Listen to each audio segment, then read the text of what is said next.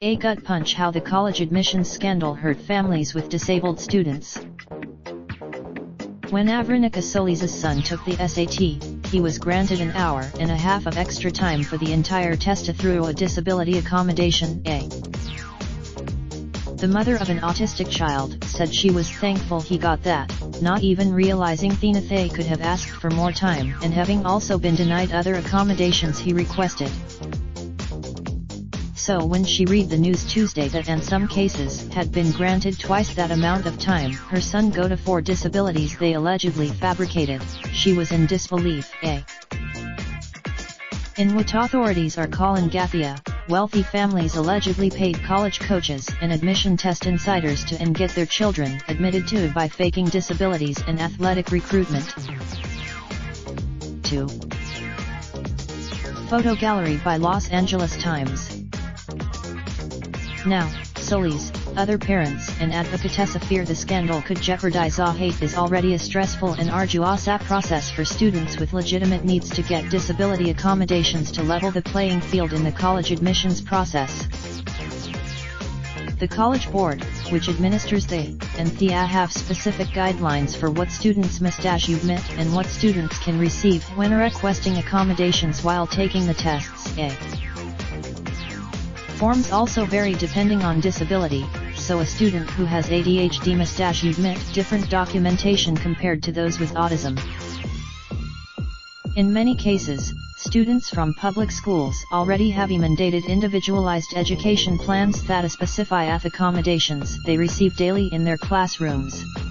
The documentation, whether students have an up-to-date plan already must documentation before taking the admissions tests. The process of approval for accommodations can be varied.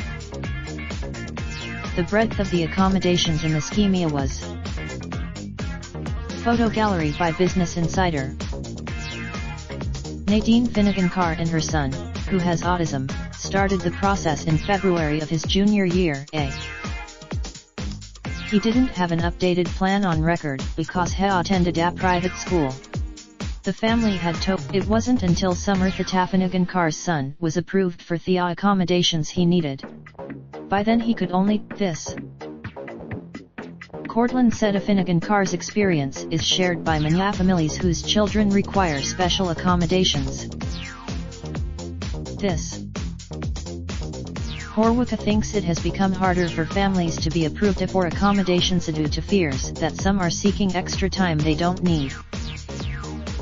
Solis Sassonar requested extra time, longer breaks, a quiet room because noise can bother him, and MP3 audio readouts of questions and word problem and comprehension sections, like the audio books he used for school textbooks.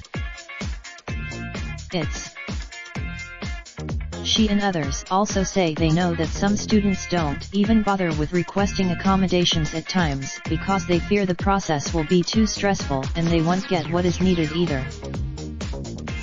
In what's become known as the Operation Varsity Blues scandal, some parents were instructed to apply for extra time for their students, including parents were told their children needed to. Once their requests were approved, the families would fabricate reasons to take the test at centers that were a part of the scam, where proctors would change or give answers or someone else would take the test, prosecutors say. In the end, parents allegedly spent hundreds of thousands of dollars for their children's admission to schools like Eastern Ford University, University of California at Los Angeles, Wake Forest University, Georgetown, and the University of Southern California. What was stunning and angering for advocates and parents is how easily the system was allegedly gamed to get the accommodations that disabled students say fight for. For Finnegan-Carr,